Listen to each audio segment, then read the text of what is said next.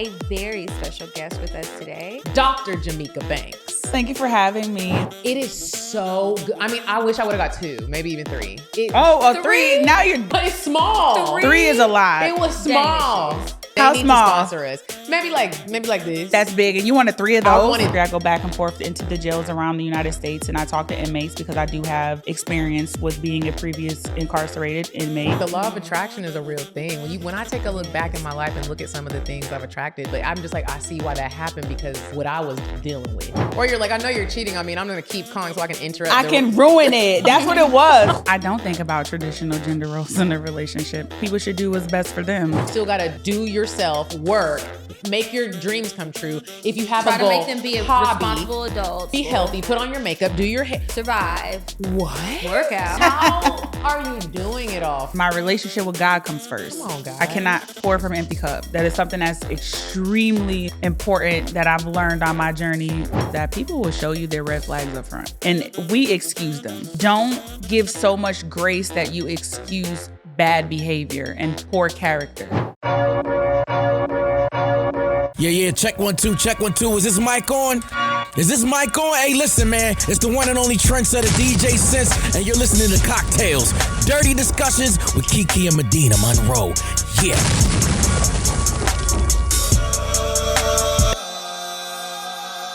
All right, y'all, we're back with another Villion specialty. This is not sponsored, but we really like their product. So today's cocktail is called the Working Woman. Oh, Jesus. Grab your Villion. We're not measuring, we're just pouring. And what you're gonna do is pour it in your cocktail shaker. Go ahead and pour it up, ladies. Grab your lemon juice. Shake it up if you get this brand because you won't get the full citrusy flavor. You'll just get weird stuff. I like lemon everything, so I pour quite a bit in. Do like 0.25 ounces of simple syrup. We're going to shake it up until it gets frosty. Working woman. And then we are going to strain it into a cocktail glass if you're trying to be cute. But I've been working a lot lately and I'm not worried about being cute, bitch. And then you're going to top it off with your sparkling wine. I love a good, simple drink. This is a working woman. Let's see how it tastes. Is she bitter? Is she happy? This is one of those scary drinks because you can't even taste the Villion, and I poured quite a bit in there. Cheers to all the working women out there. Happy New Year, Merry Christmas, Happy Kwanzaa, Shalom. I love you. Cheers. Welcome back to CockTales Dirty Discussions, you guys. I am the working woman, also known as Kiki Said So. And I'm working woman number 2, also known as your local realtor, Medina Monroe. So this week has been a great week. This is our last episode that we're probably recording this year. It's been we have been knocking these episodes out left and right, and we're going out with a bang. I mean, y'all probably won't hear this till January, but we do have a very special guest with us today. We do. We have my girl, Dr. Jameeka Banks. Welcome, Dr. Banks. How are you? I'm wonderful. Thank you for having me. It's an honor to be here. I'm so I am happy. super literally honored to be here. I watch your podcast. So. I'm Oh, so thank you. happy. So I'm honored to just stay here, and now I'm on the other side of the screen. So. Yeah. So a little background on how I met Jameeka. We were at a cocktail making class together. You know, we love a good cocktail. We love a good like cocktails just bring good people together. Yes. Love a good cocktail. And we had such a really good time. And something that I've been trying to do better with is when I connect with women, no matter where I'm at, getting their phone numbers. I get the phone number, and then a lot of the times I never connect, whether it's on a business level, personal level. And I really do hate that. Sometimes I'm like, dang, it's too late. I'm not even gonna reach out now. She probably don't even remember who I am. But I've been doing really good this year. You said it about me? No. I've been doing better this year of like texting and being like, hey, let's connect. I did that with you. It took us a minute to connect the dots, but we did it. We were in communication, and I was just so happy that I met you. I love your energy. I love what you're doing. Thank you. You're welcome. Likewise. Thank you. And then on top of that, you're a baddie. Likewise. She was so dressed when I saw her. I was like, who is this brown beauty bombshell? Like, oh my God, I want to be her friend. That's funny. Love it. So, Jameeka, you do quite a bit. One do. thing that really stands out to me, and this is just because I love the aviation industry. I used to be a flight attendant. You are a pilot. I am. What made you want to get your pilot license? You know, it's so crazy because I actually have to take one more part of my curriculum in order to actually be licensed, and then I'll be able to fly solo by myself. But I got into it. I feel like everything that I do is by way of proving somebody wrong. Like as soon as somebody tells me I can't do something, I'm like, I'm going to do it Revenge twice. is the best success. I'm going to do it. I'm going to do it twice. And then I'm going to record it, and then I'm going to let you see it. Like that's kind of my approach to things. So when I was younger, I always had this goal of wanting to be a pilot, and then it just never happened. And then I had an adult as a child try to like squash my dream and tell me like, oh, Black people don't fly planes. What? Who said that? Who said that? Who said that? So when I got older, I was like, I'm into researching. I was looking into someone. I had actually met a private pilot. It was a guy, and he was just like, listen, this is how you do it. Go for it. So I started for school. That's so dope. That's one of those things that's just such a, even if you're not going to be like a working pilot, just to be like, yeah, I got my pilot license. I can fly a plane. Shut up. Because, I mean, that would be such a cool experience just to be able to fly around. You can see things from a different view. And, like, that's a good weekend experience. It's my like a little adventure. God. You're just flying above everybody like a bird. I'm like a bird. I want to fly away. And you can. It's I beautiful. can't. That's a beautiful thing. Like, imagine planning that date and you're like, I was just about to say that. I have in my mind, like, when I find my person, I'm going to take him up there and we're going to watch the sunset. He's going to be like, what? Wow. My aunt went on a date recently with a pilot, and that was one of their days. And so she romantic. is smitten. You're and in she's love. sending me pictures and stuff. I was like, this so is really romantic. cool. You have to marry me. That's what I'm saying. Like, when I feel like this is Yeah, that's a big. him, I want to take him up there. Yeah. That's amazing. Now, I want to know, what type of doctor are you? I am a doctor of humane letters, so I do humanitarian and philanthropy work. And so originally I was in school to be a dentist, and then I ended up getting a divorce, so I wasn't able to go to doctorate school for my dentistry degree. And then I just knew I wanted to be a doctor. Because of the in divorce? something. Yes, ma'am. Why? Draining, straining. It was just so hot. What do you mean? You said that you weren't able to go to finish dentistry school because I of was going through a divorce. So it's like the stress of it all? No, it's not the stress. In the state of Georgia, you're not allowed to take your children out of state without the agreement of the other parent. And leaving my children with someone else was just a non-negotiable. Oh, wow. So I literally chose to stay in Georgia and be a mom than to go to school. And I said, if it ever doubled back, I would do it. But then, God kind of shifted me into other things, and I'm still a doctor. So the doctor, Jameeka Banks, still stands. Regardless. Sometimes you don't know how you're going to get there, but you got there. You never know. And now you're helping people in a different way. Because when we were talking outside, you were talking about just having a meeting with the senator and all this stuff. Can you tell us a little bit about the work you do in the community? I never know where to begin with this because I always feel like everything that I do is ministry based. If I feel like it's a job to me, I never want to do it. And if I do it, it's short lived and I don't commit to it because I have no passion there. So I do everything from prison ministry. I go back and forth into the jails around the United States, and I talk to inmates because I do have experience with being a previous incarcerated inmate. I served 19 months, and then I decided that I wanted to change my life. So a part of me being who I am today, I go to those jails. I do a lot of youth ministry. I am in the school districts of Georgia, Clayton County, Douglas County.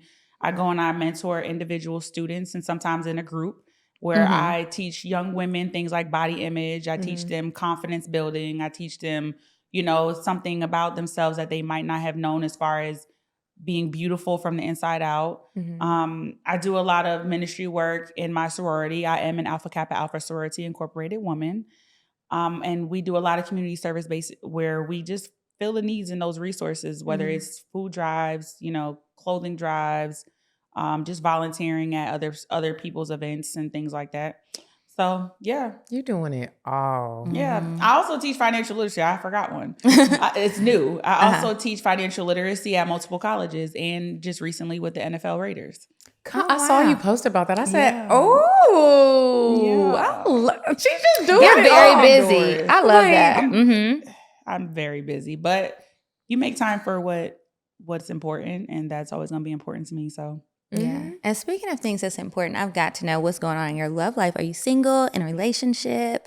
You know, what's going on with your love life before we get really nosy and play I'm curious to know?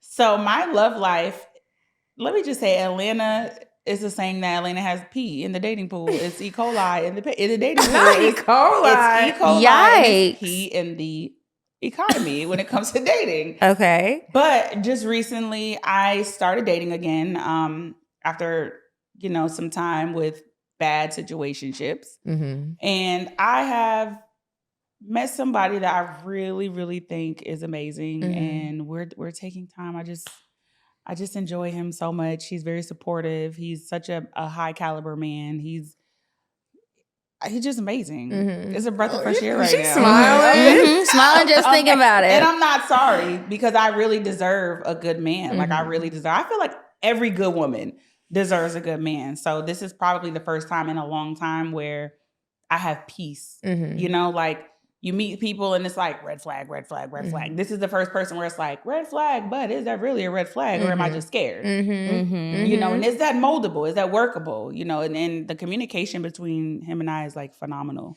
I always say like how you're dating and like what you're going through. It's always like a representation of like where you're at as far as like the whole meter. The support is crazy. Like, but that has a lot to say about like what you're exuding. You know what I mean? Like the law of attraction is a real thing. When I take a look back in my life and look at some of the things I've attracted, not that it's all extremely bad, but I'm just like, I see why that happened because what I was dealing with. Yeah. And that exudes, that energy is real and you attract it. And he's so peaceful. Like, like I feel like I've glorified at some point in time, like toxic relationships. Like it was like, oh, that's a turn on. At least you didn't record it. Or it's fun. He's not boring. Crash out about me, bae. At least you didn't record it and make it a podcast and you can go back and listen. Other people do all too. the things. We're like, I really liked him. And then we tell the story and everybody's like, oh. Bitch, why?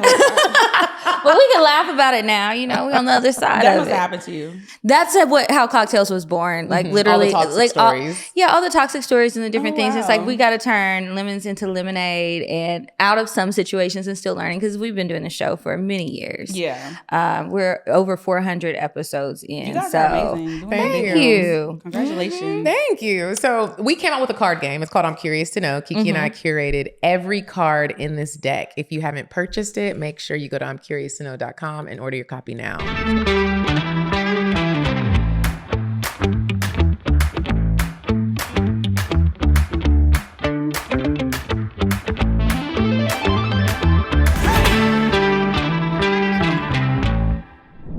So we're going to play I'm Curious to Know with our good sis, Dr. Banks. You want to go first? Sure. What kind of cards?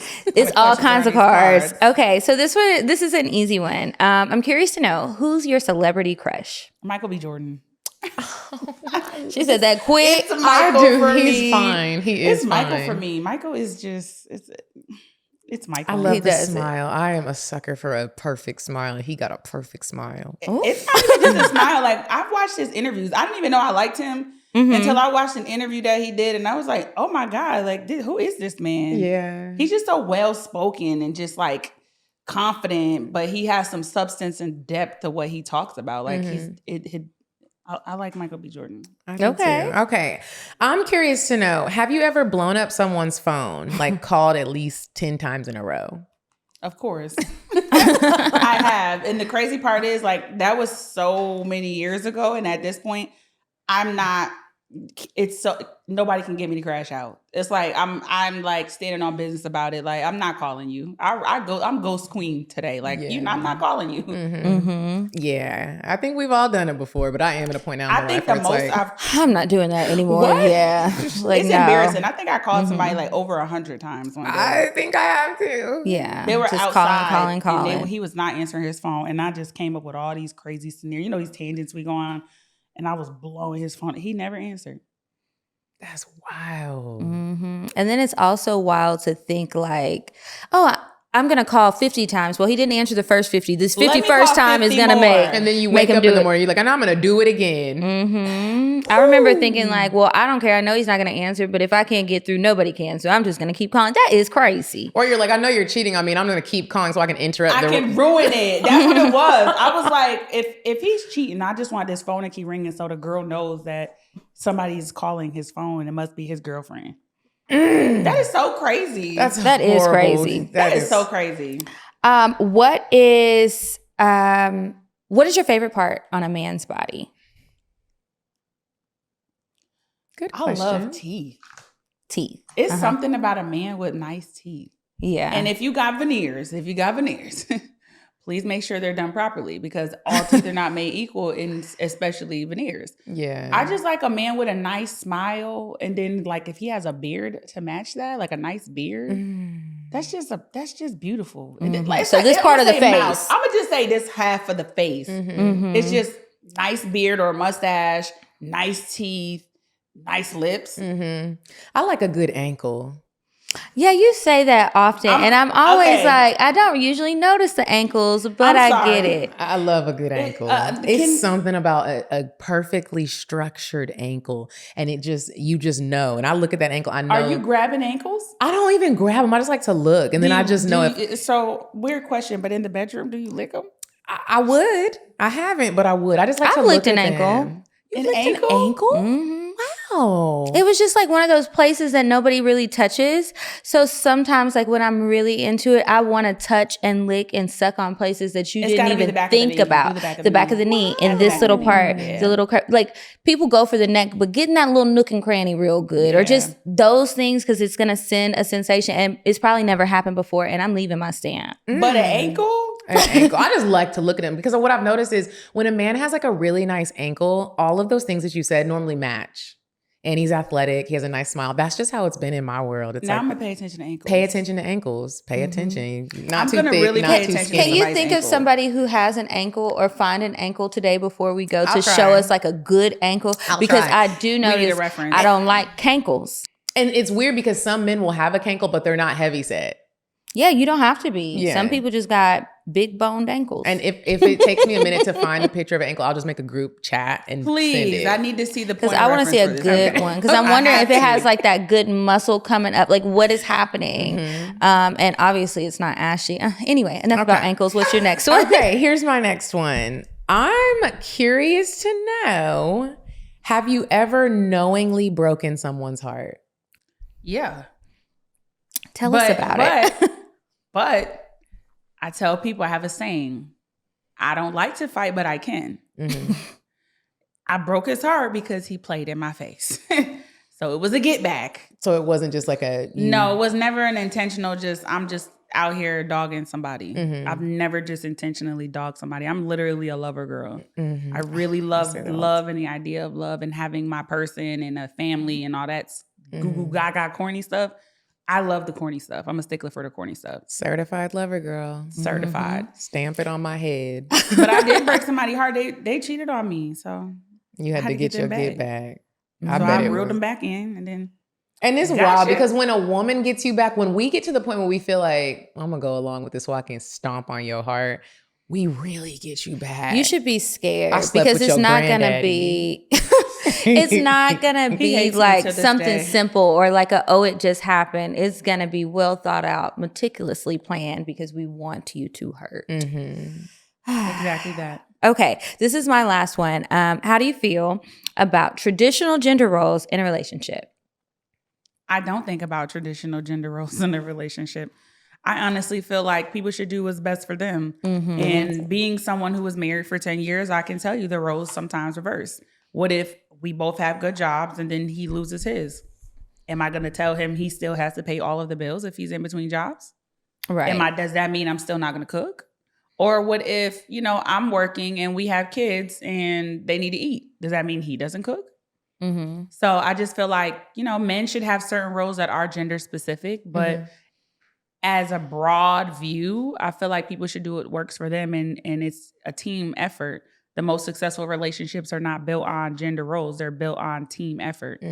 So that's my take on it. I think that's a beautiful way to look at it. And growth is something that's so beautiful because, you know, sometimes I remember when I was younger and I used to think in different ways that really didn't even make sense, probably because I didn't experience like partnership or like just real life and when you care about somebody. And it's just so honest. It's like, this is a team. Everybody's not going to be 100% all the time and understand that. So it's important to work with what you're good at, you know, because maybe your husband or the man in the relationship is way better in the kitchen and doing those things. And he might even enjoy them and you hate it, but you're great at doing other stuff and you enjoy that. Do that instead of trying to live up to the standards that somebody else has set. Figure out what works for you guys. That sometimes you might have to step up to a plate that you didn't think you would. Like maybe you don't know how to cook, but today you got to learn. Right. Yeah. To help balance things out. Just recently, someone was like, relationships are not 50-50, they're 100-100. You give 100%, he gives 100%. And as long as you both are giving 100%, the relationship has a better chance at being successful and happy and thriving. And I saw a clip one day, it was a therapist talking and she was like, when you can't give 100%, just let me know. Today I got 70. I don't got 100 today. I got 70. Yeah. Today I got $2. It's about balance and communicating with the person that you're with. I still see so many people try to live up to other people's ideas and standards and stuff. And it's like, you got to be honest with yourself about what you want, what you can do, what you're willing to do. And think about that in any relationship that you're in and be realistic. And don't be saying you're going to do shit that you have no intentions of doing or you know that you're going to resent the person or whatever else. Just be honest. Everybody's relationship does not have to look the same. And sometimes I want to add to that. Sometimes when you have to be realistic and have conversations with yourself about certain things, that can be difficult. Like, I think it's important to point those things out. It's not just like, hey, and just be honest. It's like, sometimes it is difficult to look at the one person that you know and see every day who is yourself and be like, oh, sis, these are the things that we need to kind of work on. Write them down, look at them and try. Just try to see yourself. Self-accountability. Yeah. Do you have another one? No, that was my last one. That was my last one. Okay, so now we're going to move on to weird sex really quick. And when we come back, we will be talking more to our guest. All right, so this week's weird sex, this one's short. It's just an accident that happened. And I thought about it because I was eating hot Cheetos the other day. And you need to be careful. I feel like this should go... Or anything spicy. Okay. I feel like this should go without saying, but people are having accidents, so I'm going to say it.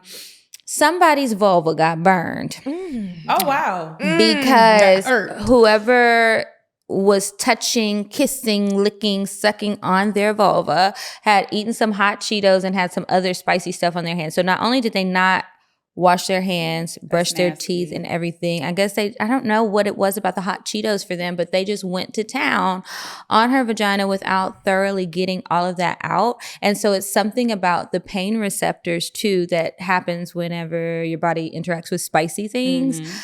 It just amplifies it. So baby girl was in pain. And they had sex, like actual intercourse, and there was oral sex too. So I just know it was just like she had a vagina on fire. I guess she didn't really feel it at first. And then she was like, well, wait a minute, something's not right. And she went to the hospital.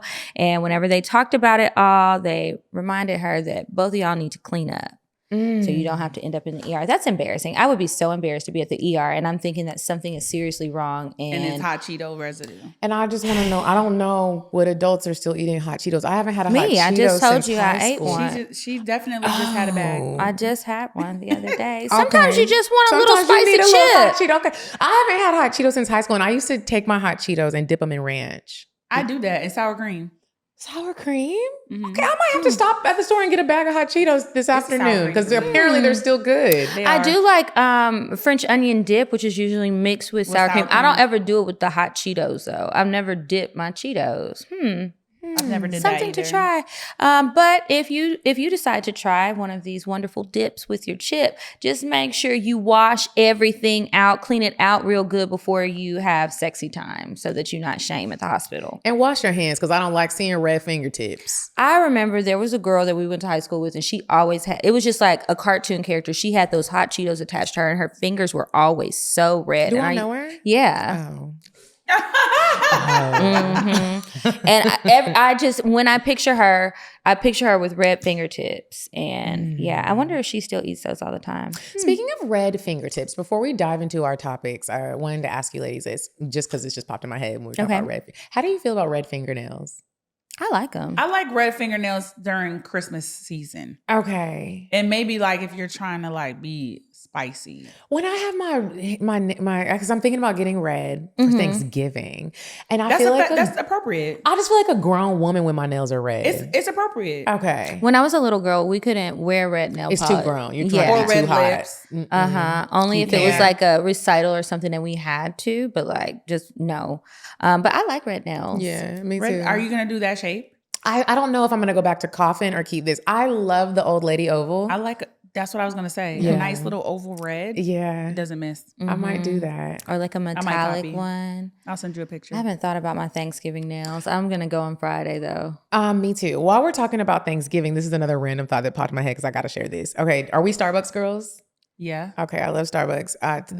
And before I came here, I stopped at Starbucks and they have a turkey sage Danish. I've heard about it. My sister said it's so good. I haven't had it yet. You had it? It was good. So good. And I've been mad ever since Turkey they stopped sage? selling the Thanksgiving sandwich. I love that Thanksgiving sandwich. I don't know why they took it away. They took it away though. A turkey Probably because sage? people were burning the roofs of their mouth because it was always so hot. But the turkey sage Danish, I'm talking about tomorrow morning, stop by Starbucks and try it. Is it sweet? It's not sweet. It's very savory.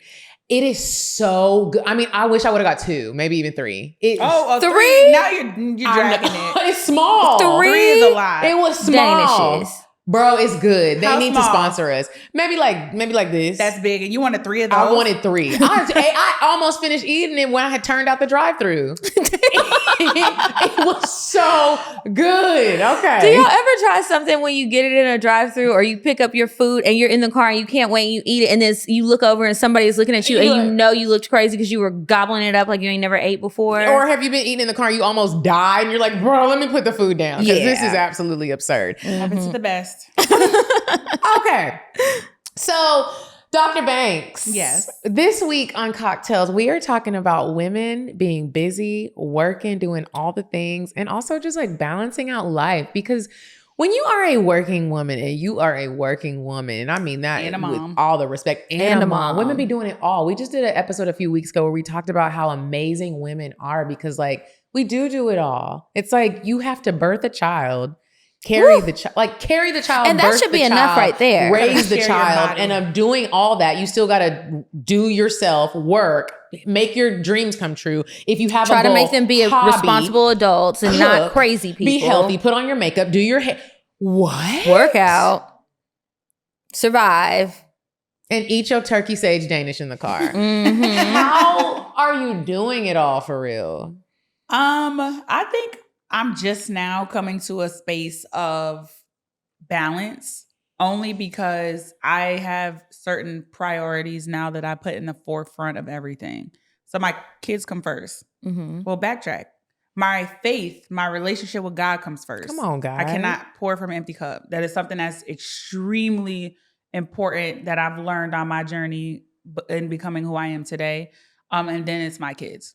I don't do anything to compromise my children. And that's regardless if they just say, Mom, we haven't seen you in 2 days because you've been busy and in and out of the house. We would like some free time with you. I'll cancel my meetings for my kids. And then the most important thing that I've learned from all the successful people that surround me is time management. And that's a very imperative part of balance, right? Living by a schedule, having a planner, planning ahead, so those things help me to balance. And if I can't do something, I'm honest about it. I don't try to stretch myself to so many things. I tell myself if I can't do it on Thursday, then I can maybe do it on Friday or next Monday and be realistic about my timeframes for what commitments I'm trying to make. So that helps a lot.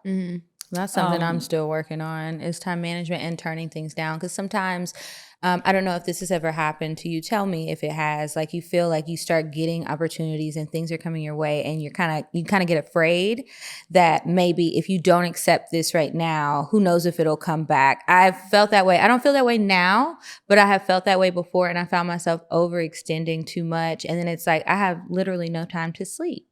I'm always behind. I can't do it. But you say no, you've never struggle with that. So what was happening when you were with time management before you got better at it and saying no to things like you just said? I said yes to everything, and then I experienced extreme burnout. Like, so I was coming to a space of like, literally, I used to be like, okay, I can do this podcast and this podcast on this one day. And that's not realistic because I haven't factored in this podcast is all the way over here and it's going to take me 2 hours to get to this one. And I got to change and I need hair and I need makeup and my kids and I got to eat. And it's so many different things that we commit to without realizing that we're overcommitting. And another thing that I realized that's important when it comes to time management and really having a balance, there's no opportunity that will pass you by.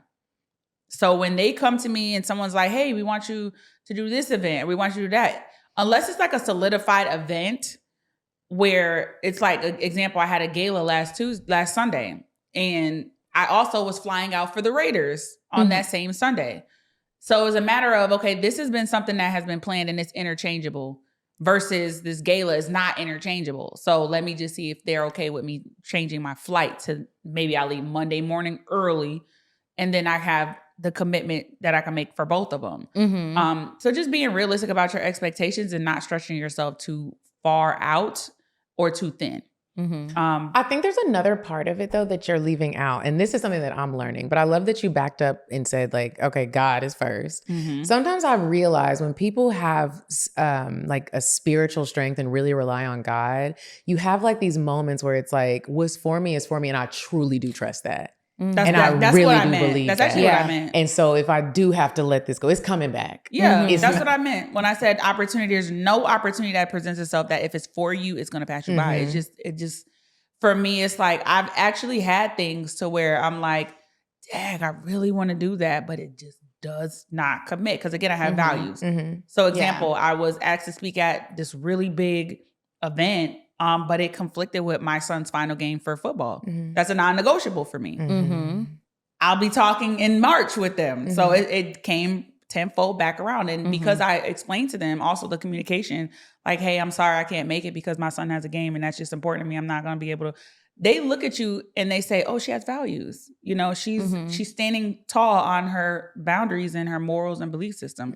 They like me more because I was honest and upfront versus trying to attempt to do a commitment that I knew I was really stretching myself thin with. And sometimes too, what I've learned in getting over the fear and trusting that everything that you both said was for me is for me, or maybe if I would have taken this, then it wouldn't have allowed me to get the other thing that God really had planned for me that I didn't even know was coming, right? And so just not stressing about that, but also when you can't do something, communicate that because you never know how flexible the other people or person may be. You might assume that it just wouldn't work if you can't make it happen on the terms that they set, but you tell them something else and they're like, oh, that's fine. And that feels good when you actually do it, but it has been a struggle to like speak up and say that over the years, but I've gotten a lot better at it. It's hard though. Do you have a planner? Oh yeah, I have several. And like now I'm much better with it. Several. How? How do you have several? Because I have like all 7 of them? Yeah, because some of them are like smaller. I can give more details. And I've been working on micromanaging my day. And a mistake I would make a lot is not leaving enough wiggle room for any mishaps. And mishaps always come my way. So in budgeting my time to do different things, I need to make sure I have those gaps. And I have to think about, well, just leave some room just in case instead of trying to pack everything into every minute, because that's just not going to work. It never does. Why you keep doing this? But some are like monthly calendars, or I focus on certain things and different ones. I have to spread it out so I can stay organized and focused and all of that. And then, you know, digital, or the one on my refrigerator, the print one. And sometimes even too, I forget things. And if it's not on the calendar, if it's not in the planner, so I like to put it in multiple places. So it like sticks in my brain. I like that. You know, I always love to hear where people come from. And one thing that I love about you and that has drawn me to you is that you have been locked up before and you came out and turned your... She likes this. I don't know why. I have such an obsession with people's story. And maybe it's because like it's in my subconscious. I have several siblings who have been to prison. My dad has another set of kids, and they ain't come out and turn their life around. They still in there. And so I watch the prison shows, and I'm always so fascinated with the fact that right now there are people in jail figuring it out. They trying to figure out their plan. Some people are going to come out and change their life around, but a lot of people aren't. And so when people do, I'm like, wow, like, can you share with us, first of all, if you're comfortable with letting us know why you went to jail, how old you were, and then what was the change? Was it rock bottom and you're like, I really do gotta change something? Like, what was that moment of like, I got change? That was a compound question. It was. So I was born into just a bad situation. I was born cocaine addicted. My mom was a struggling drug addict, 90s, 80s, crack cocaine era. So I came into the world and I already had adversity on my life already. So I ended up going to foster care. I became a displaced child, bouncing back and forth because, you know, me and my sister at the time were taken from my mom because of her addiction. And then I just went to foster care. I was abused all different kinds of ways, mentally, emotionally, sex trafficked, all of that in the foster care system. That's why I fight for foster kids now. And then I grew up, you know, becoming a very, very angry teenager. I ran away from home, age of 13. I joined a gang. And so I was utilizing my anger skills and, you know, I was in the street. So I ended up getting into a lot of trouble, anything from stolen vehicles, anything from fighting, gun charges. And then I went to jail for a drug charge at the age of 16 years old. And then while I was in jail, they hit me with a RICO case. I was named in multiple cases, including an attempt murder case. And luckily, that's why I love God. And you were 16. 16 years old.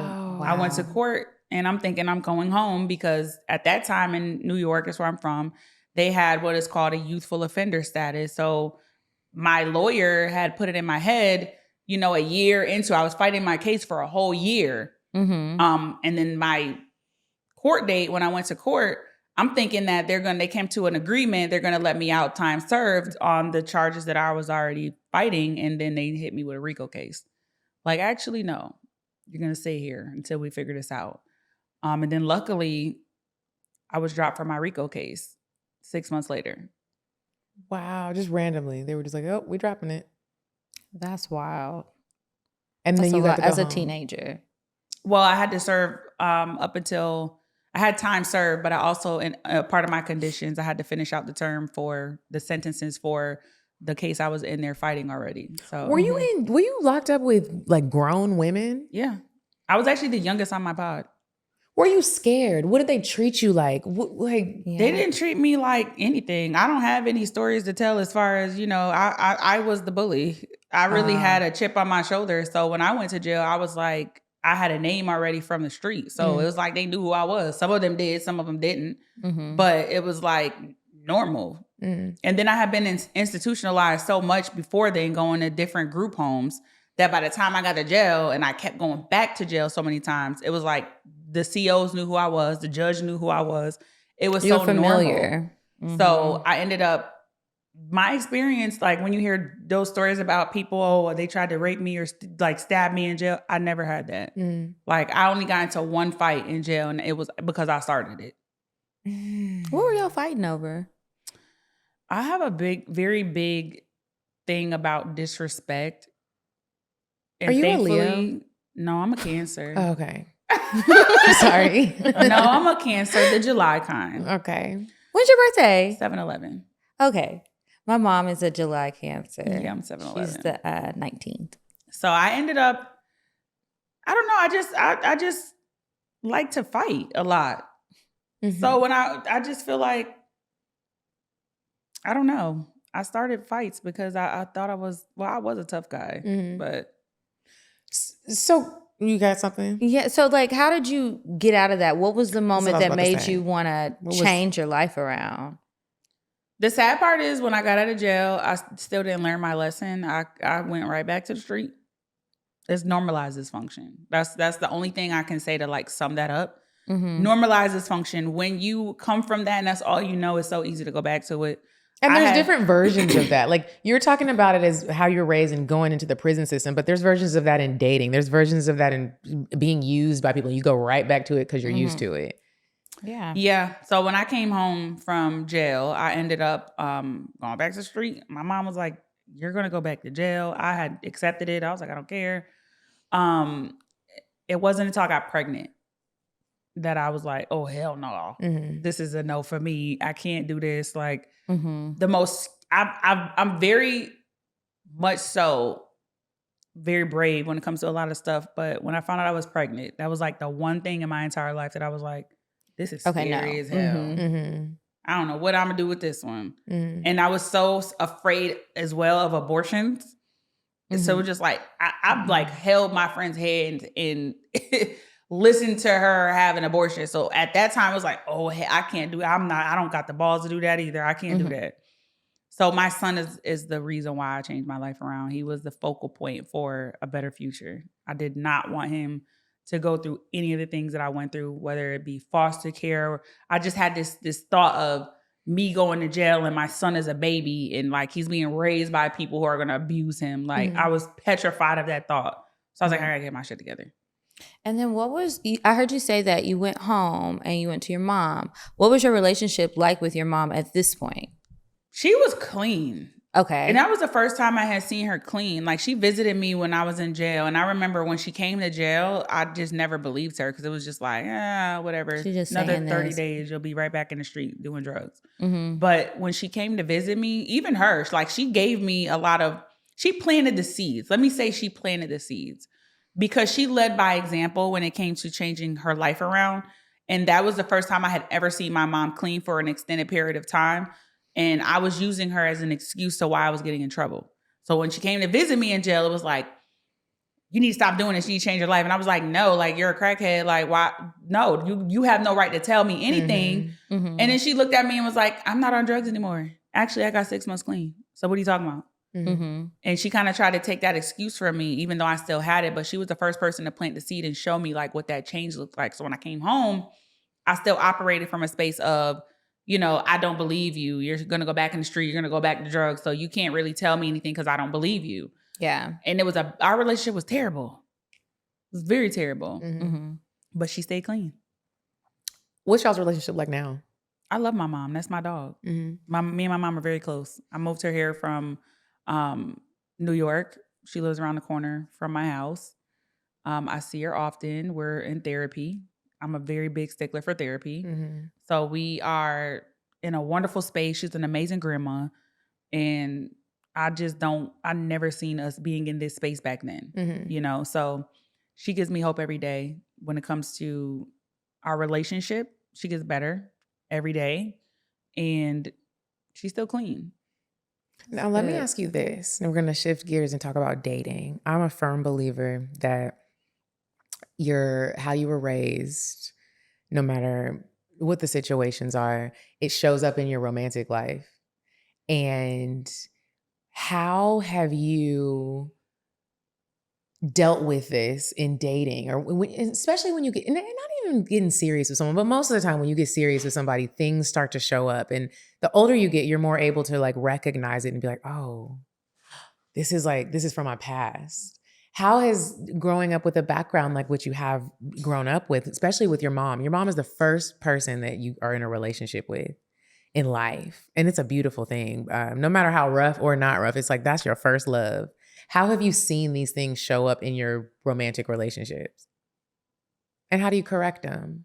I'm just now correcting them. I think my next relationship will probably be my most healthiest, only because I'm someone who continues to refine and reflect. And I just feel like I said earlier, I normalized and glorified toxic relationships before.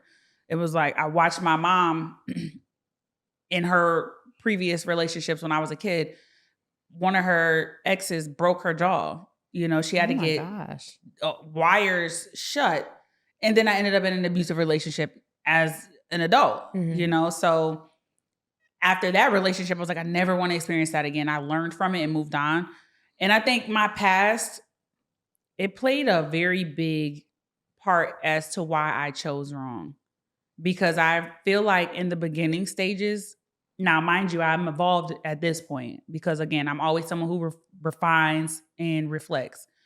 But back then, I look at certain relationships and I'm like, I loved broken people because I was a people pleaser. And I felt like the brokenness that I had seen in my parents that I tried to earn from them is the same disposition that I have with relationships and the men that I chose.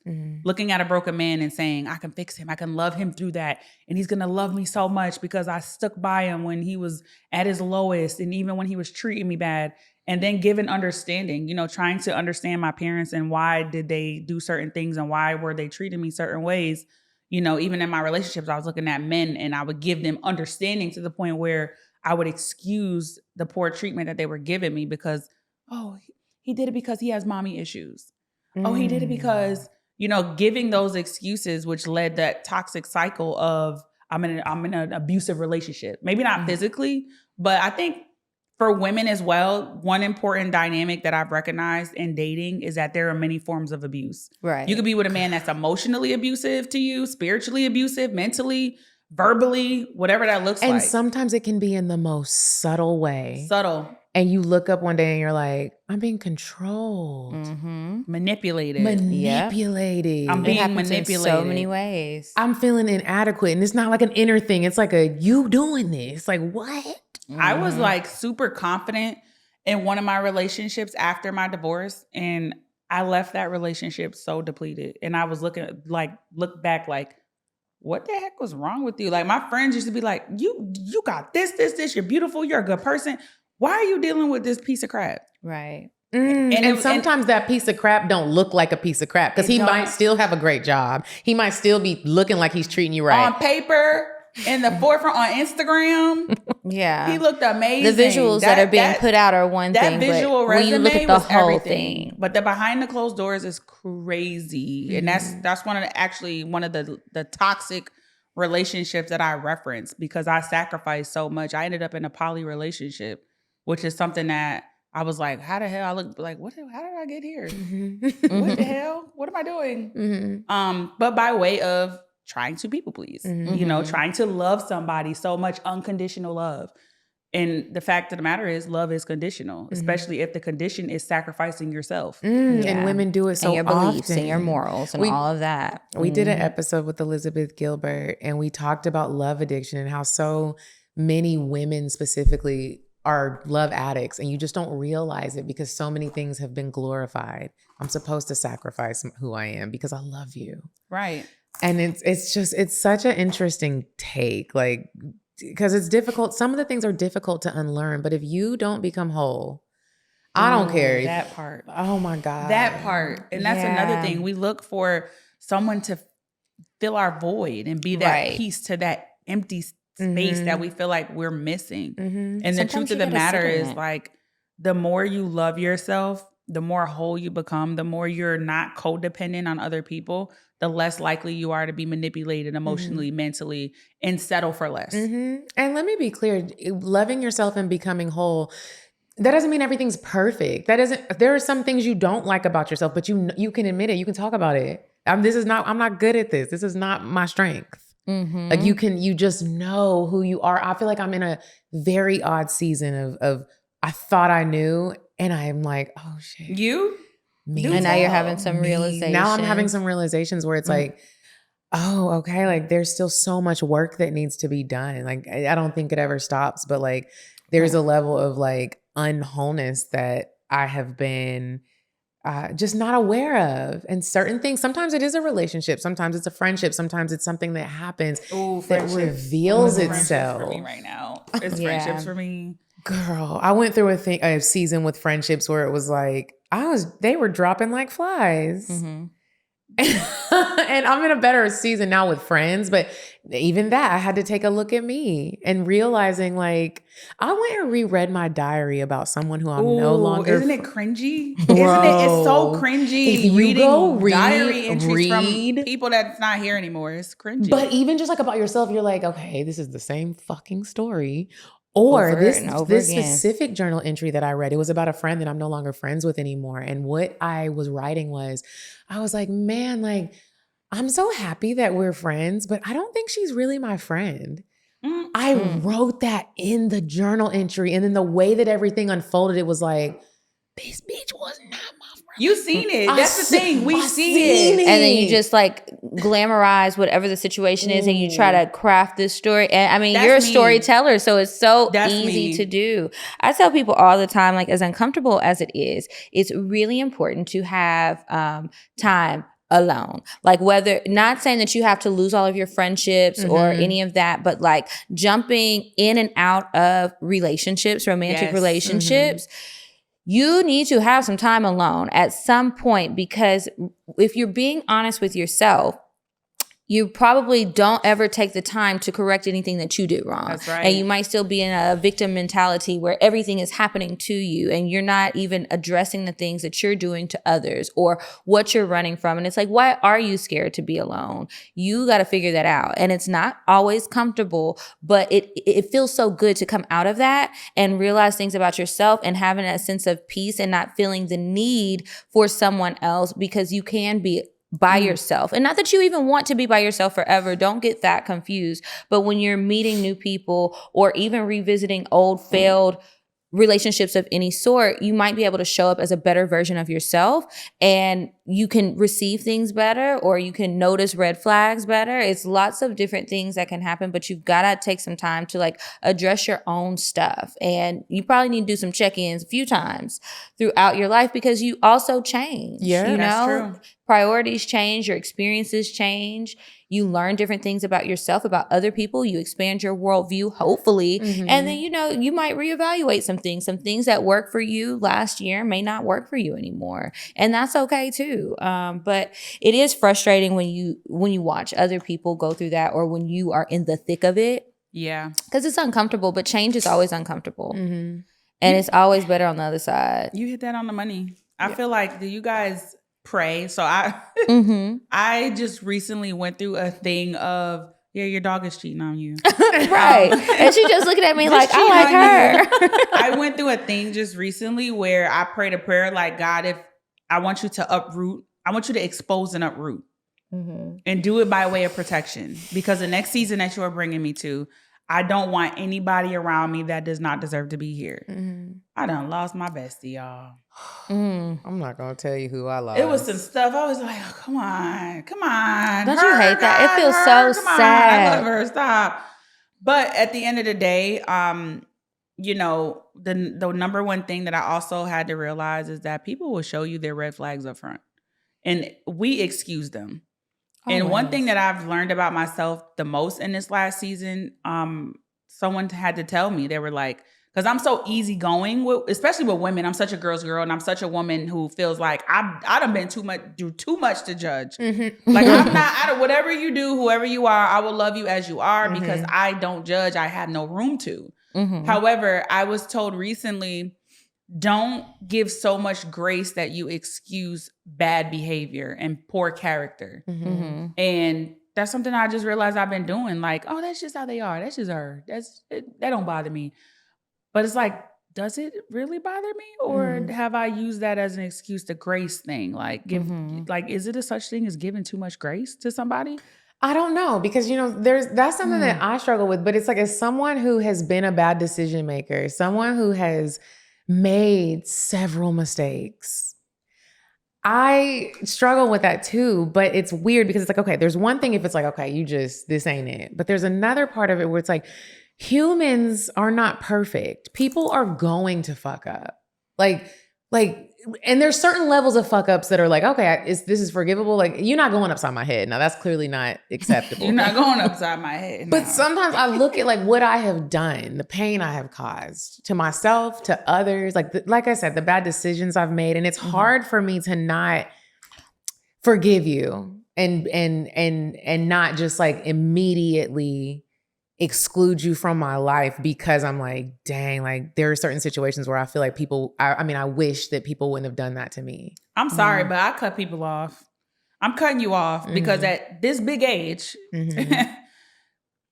you have to be a willing vessel, right? And there's levels to cutoffs with me when you're my friend. If I come to you and I'm like, this is bothering me, this is concerning, this is not going to work, and they just continue to do the same thing, now you're showing me that I'm not valuable enough to your life. Because if I told you that these are things that are hindering us from having a healthy relationship, then you're essentially promoting an unhealthy relationship. Therefore, I addressed it.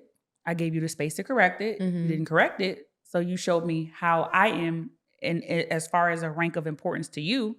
So I'm going to leave you alone. I'd be struggling with it, friend. And then I'd be hard. talking to God. And the Bible would be talking about you need to forgive people 77 times. But you know forgiveness what? does not mean reattachment. Well, That how is do we very get to 77 times? I need someone to really break it down to me. What do you mean? 'Cause How do we this get to is the 7? thing. Oh, and scripture. Yes. 77 times. I mean, that's You a good clearly question. still around. Like, so it's like, However, I just don't feel like it should change the love. Like, I can literally love you from across the street. Now, if you're hurt, you get hit by a car, I'm going to stop and I'm going to help. But I'm not going to be in the car trying to hit you at the same time. Your life is yours and I love you. I'm not going to give you the chance to stab me again. Yeah, and for me, it's like self-love. sometimes it's not even just cutting a person totally off, but you do have to create space and distance. Boundaries. And you establish those boundaries and you just have to stick to them. And depending on you ain't getting no more turkey breast. Depending on the situation, it's like, okay, the door is open, but I need to see a change happen, or the door is closed, but I still have love for you. And like you said, I can love you from across the street. If you need me, you're not dead to me. Right. But we just cannot go back. Access is limited. Before. Yeah. And that's just how it has to go sometimes. It just all depends. And then sometimes you do have to give a whole sometimes you do. You like, because you just cannot. And it's like some people, depending on the situation, their character, I think that's a thing that is like a deciding factor with Integrity me is all of that. So I'm looking at it like, is somebody making these bad decisions to hurt me, or are their bad decisions just hurting me? Because that's the trickle down effect, right? Is anything about what they're doing intentional? Are they trying to do me wrong? Are they trying to hurt me? Are they trying to belittle me? Are they trying to make me feel less than? If it's not that, then that's where some space comes in, and, you know, depending on, it might be more and more space, and you just have to do that. And it's like, I still love you. I still care about you. If you need me, I'm here. But I also can't get sucked into any of the mess or continue to allow myself to be hurt. At some point, you got to be accountable for what you want in your life, and you wouldn't accept bad behavior from your man. Yeah. I totally agree. And I also feel like, you know, how someone treats themselves is a reflection of how they'll treat you. Yeah. So if you are someone who continuously makes poor decisions and you're putting yourself in situations that are not good and healthy, and then you're trying to drag other people that you love into it, you're selfish, because you're not thinking about other people. You're thinking about yourself. And if you don't have a level of love for yourself, I can't really expect you to love me to my capacity either. That's true. This has been, I could literally sit here and talk about this all day. This has been good conversation. Y'all tell us what you think in the comments. We are going to go to Indecisive Diana. When we come back, we have some advice letters to read. And then Dr. Banks is going to share a little cocktail. Would you stop thinking about what everyone wants? Stop thinking about what I want, what he wants, what your parents want. What do you want? What do you want? It's not that simple. What do you want? What do you want?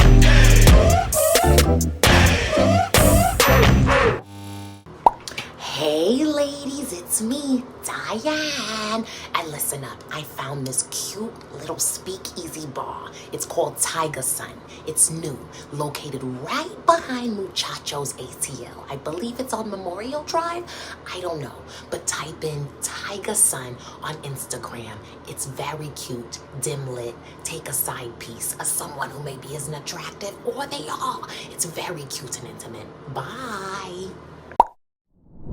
Okay, and we are back from Indecisive Diane, and it is time for the advice. If you have a question that you would like for us to answer on the show, please email us. The email address is advice@cocktailspod.com.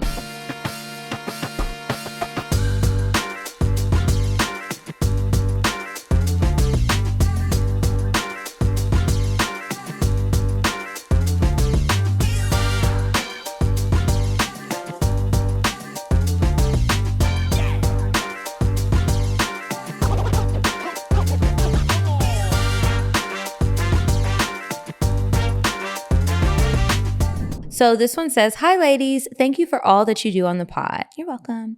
Highly appreciate it. Let me get straight to the point. This fine, tall black man with his attractive black beard will be the cause of my miscarriage while I'm not even pregnant. Girl. Okay. Did she send a picture?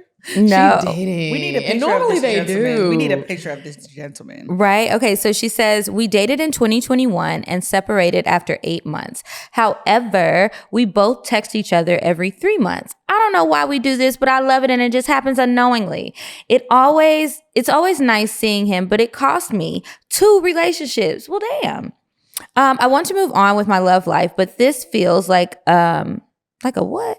Oh, what's Well, what she is? I don't know what this is. I A don't know. well-wished plant that keeps growing. What in the world is that? Is that like Jack and the Giant Beanstalk?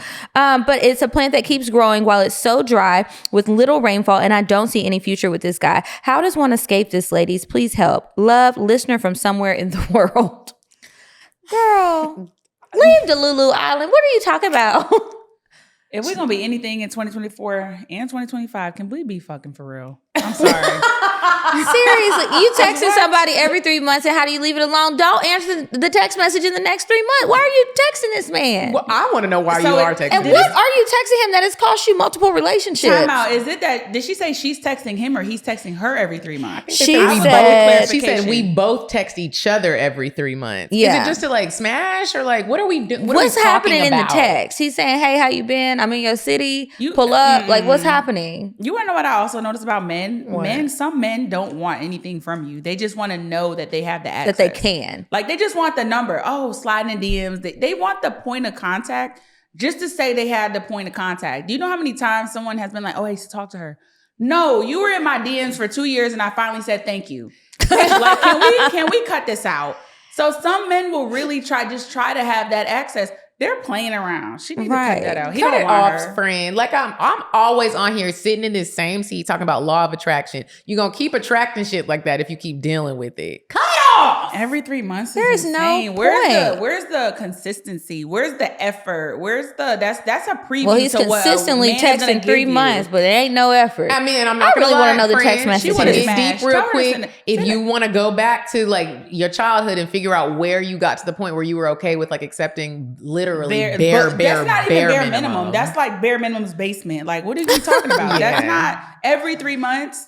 Insane. There's no good morning text. I need to There's- know what Yeah. y'all Did you are eat today? texting I that's would got like you to in a too. tizzy every quarter eyeball of the emojis. year. They're texting eyeball emojis. I can guarantee if she screenshot this man, we want to see a picture of the man. We do. Mm-hmm. And screenshot what you guys are starting off as the conversation, because I bet you it's emojis. It's looking eye emojis. Yeah. Maybe And how old are y'all? I also want to know that. Please. Anyway, that's it for the advice. Girl, you better delete that number right now. Delete the text thread. Delete everything I so got that a you will word not for her. engage. What Let is me tell it? you something, homegirl. The longer you entertain what you don't want, the longer you hold up what you do. Ooh, Ooh, that was good. Mic and drop. that's that on that. So good. Mm-hmm. And on that note, we're gonna move on to the cocktails.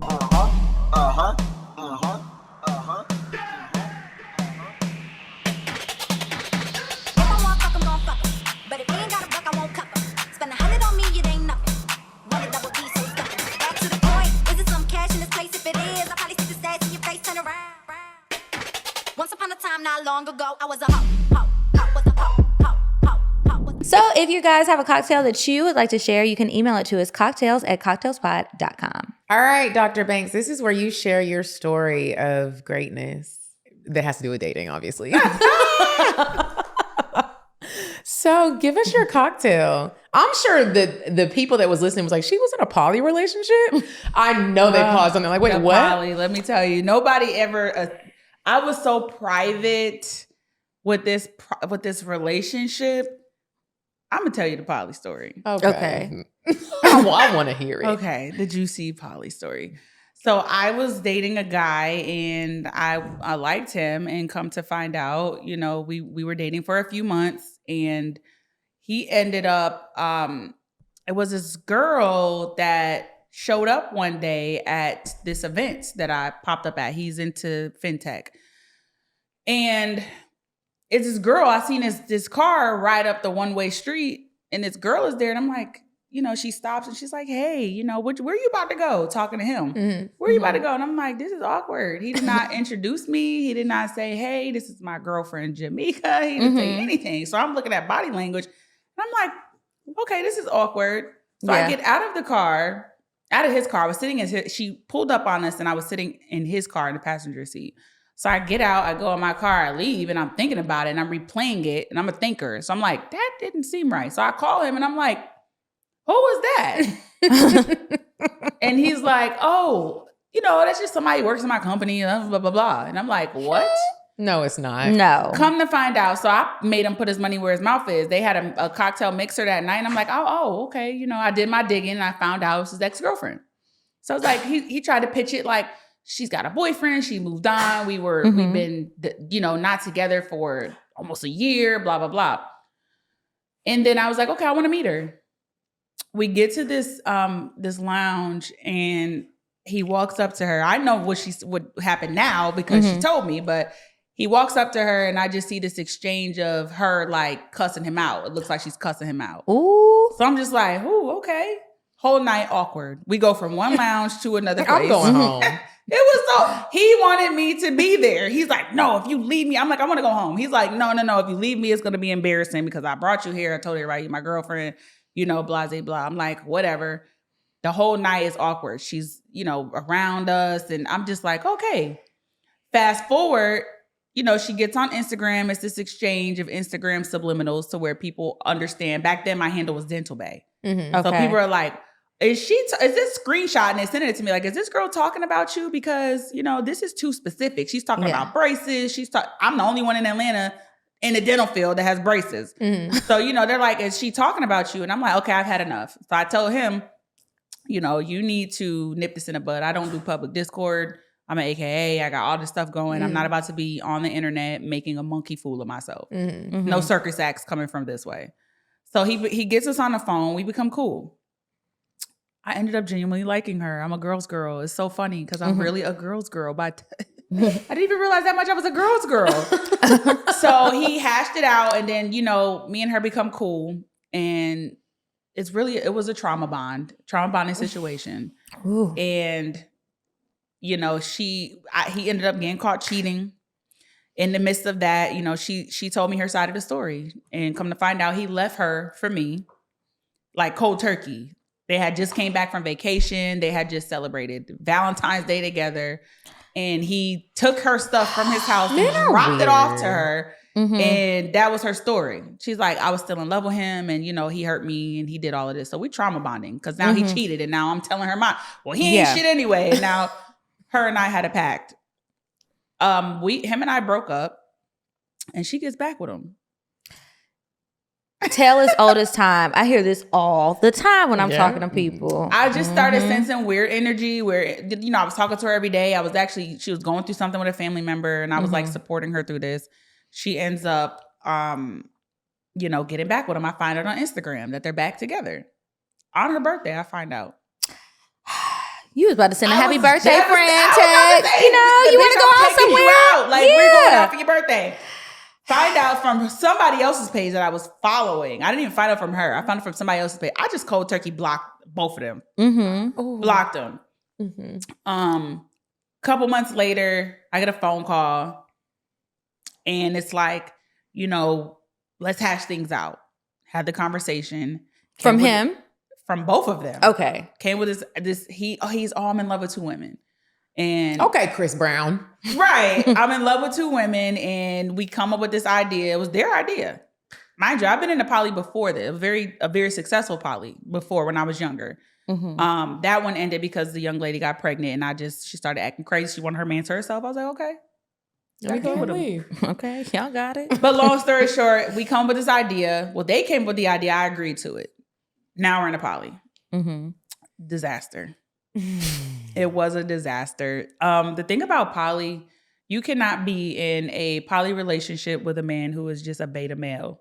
There are certain rules and guidelines when it comes to poly. Poly is about village. It's not about threesomes. In a real poly, you're not even supposed to have sex with the other person. You're not supposed to have sex with the woman. Mm-hmm. The women don't touch each other. Mm-hmm. This is our man, and we're here building a village, and we communicate well. Yeah, we're a family. You know, that's what poly is. Poly is a village family dynamic. The rappers have taken it, turned it into porn, threesomes, and all of this crazy stuff. That's and not all what the poly TikTokers is. And everybody else. That's not what a poly is. A poly, they can't even spell polyamory. Literally. and biblically, you know, I've had this conversation with people who are like, well, that's not natural. If you read the Bible, there's Bibles in there with scripture of kings with multiple wives. Mm-hmm. People just thinking about the freak nasty. They thinking about fantasies what it is that they have. Exactly that. And, you know, that's kind of what I felt like he was doing. He wanted his cake and he wanted to eat it too. And the problem with that was, remember I said, you know, I was going to get my lick back. Mm-hmm. That was my lick back. Because I went and once I just seen him doing certain things, it was just like, I'm going to stomp on your heart and your nuts. Yeah. But, you know, that was then. This is now. Her and I are actually still cool. Like, I actually still am very much so in communication with her. She's still with him. Oh. Yeah. I wasn't expecting that part, but she's still with him. Okay. And, you know, I'm not in their relationship. You know, I don't talk to him at all. I just have my reservations as far as the way I can't speak for her. I can't speak for anybody else. I can speak for myself and what my standard is and how my experience was. And he just was not a good person to me. Mm-hmm. And so I personally feel like a man wouldn't have 2 women pinned up against each other like that in the first place. Like, that's just not king energy. There's some insecurities there. A real man is like the proper thing. What I said was a proper thing would have been to be honest and upfront about your feelings, your regards, and this other woman, but that wasn't the case. So a lot transpired in there where it just was very toxic, very disrespectful, very degrading, very, you know, like, so that is not what a poly is. Yeah. It's not. But I love her. Me and her are so cool. I love that y'all are still cool. I'm sure there's somebody listening to this episode that's in that exact situation and now they're like, dang. I'm a girl's girl, like a real girl's girl. And I feel like a lot of times women will hate each other over a man that put us in that situation. Like, how can I be mad at a woman when she's in the same boat as me? Mm-hmm. You know what I'm saying? And I feel like a lot of women want an excuse and a target to make themselves feel better. Like, oh, her. That man would have never, if he truly loved you or if he was a man's man or even if he found himself in a compromising situation, a real man's going to come to you and be like, this is what it is. You either going to deal with it or not, but this is my truth. And this is how I'm going to move forward. And he's going to stand on that. And he's going to have integrity and character when it comes to how he moves about people he claims he loved. So. And it all comes back to wholeness. You're also not that whole if you are trying to make sense of this situation. So it all comes back full circle, you guys. Jameeka, thank you so much for joining us. Yes, let everybody know where they can find you, what you have going on. If you want anybody to attend, how can they go? So you can find me on Instagram at Miss Jameeka Banks. That's MISSJAMEEKABANKS.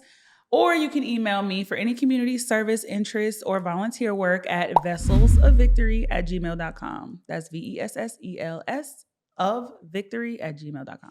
We got to connect because now I want to know about the volunteer opportunities. Yes, I have a ton of them. I'm actually coming up. I have a really huge event. I was just telling her. Really? I have some really big names popping out. And my goal is to raise $100,000 so that I can be a resource to different positions of the pillars of my nonprofit organization. Jameeka. Yeah, I was telling her how we were talking and you were saying we should do something community service. And I had been looking into things. And so she was telling me briefly about her meeting with the senator earlier and the help with the foster kids and everything. And I was like, you know what? That's the stuff that matters. And I've been trying to figure out what we could do, but even just like on my own, what I could do. So I told her the same thing. We got to stay connected and see how we can support you with this event and everything else. And I just want to reiterate, you are a pillar in the community. I'm so proud of you. Thank you. And I really do look up to you. Like, this is amazing what you're doing. Like, you're inspiring me to do more, like, for the community in the area that makes sense for me. I just shout out to you, sis. This is amazing. Shout out to you. I think the most important thing for me, like I said in the beginning of the episode, everything for me has to be ministry. And I just look back at how I grew up and I just want to be that person I wish I had. One thing that I love that you haven't made any excuses for yourself. You haven't put yourself in a box. When I saw how much you were doing, I was like, dang, is she going to come on the show? And when you said yes, I was like, I love how you don't put yourself in a box. You did not think, why would you think I wasn't coming? Girl, I'm working through my own fears. You came from a meeting with the senator to CockTales, and that just means so much. I will never, this is what I have a saying that I just said, and it's going to be a caption. I'm going to put it on Instagram. You know I'm good for them captions. Imagine put me in a box and I hop out like Jack. No, because I don't want to be in a box. I feel like as women, we should embrace all of ourselves. I feel like, I have a mugshot, but I can still go in a board meeting and I can close a deal. I could be in a corporate setting where I could have lunch with the senator today and be in the hood with 100 gang members. Mind your business. And I can be at the strip club tonight eating wings. Okay, and I love lemon pepper all flat. Listen, I love lemon pepper out of Magic City. I go there and get the garlic parm or the lemon pepper, and I have a time. Embrace all of yourself. Don't put yourself in a box. Do it. Amen to that. Before we go, I do want to remind everybody, I do have a trip coming up in March. So March 19th through the 23rd, we will be in Curacao. And if you're trying to come and have a good time, all you working women that was listening to this episode you got tired, come, please do. It is going to be a blast. I can't wait. I am counting down the days. Check the link in the description box to sign up. Any announcements? I think by the time this comes out, I will have already been and gone to Costa Rica, but make sure you guys January. Make sure you guys join the Paradise and Vibe newsletter so I can announce where we're going next year. It is a beautifully relaxing, very rich, luxurious destination in the United States. So, in the U.S.? In the U.S., sis. I'm curious. Let me know off camera. Yeah, if it's not too long, I might have to slide through. I love a good relaxing experience. You guys also make sure that you are signed up for Patreon. It's patreon.com/CockTales. Make sure you check the description box for links to everything that you heard about in the episode today and to follow our guests and follow us on Instagram. Together, we're at CockTales Podcast. I'm at Kiki Said So. I'm at Coffee Bean D. And until next week, you guys, goodbye. Goodbye. Bye. Bye. Bye. Bye. Bye. Bye. Population. Goodbye. Bye. Bye.